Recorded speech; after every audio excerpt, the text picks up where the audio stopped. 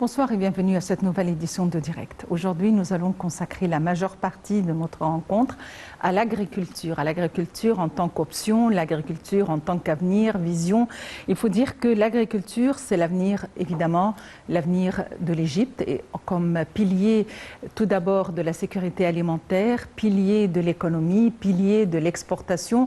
L'agriculture à un moment où le monde entier passe par une crise importante, que ce soit au niveau du blé, que ce soit au niveau de la sécurité alimentaire, une période post-pandémie ou post-épidémie, le coronavirus, et puis par la suite on est passé à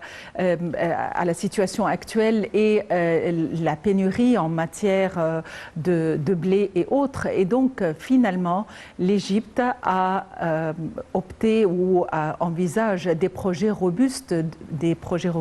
au niveau de la bonification des terres, au niveau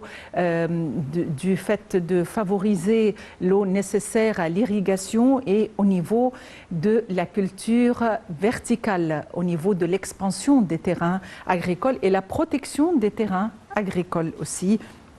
contre la désertification, contre les constructions illégaux les constructions illégales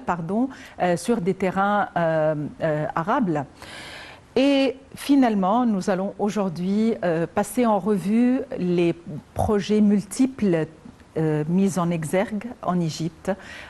pour parvenir à cette sécurité alimentaire. Aussi, nous avons un autre thème concernant la sécurité au niveau de l'énergie renouvelable. Le chef de l'État a tenu une réunion avec des compagnies grecques d'électricité de manière à ce que de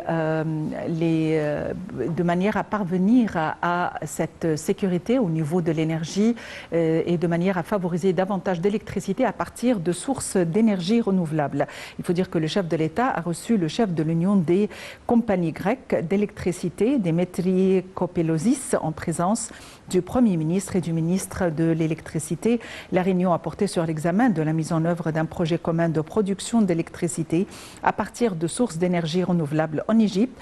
et de son transfert vers l'Europe via la Grèce à travers la mise en place d'un câble sous-marin pour la connexion électrique entre les deux pays.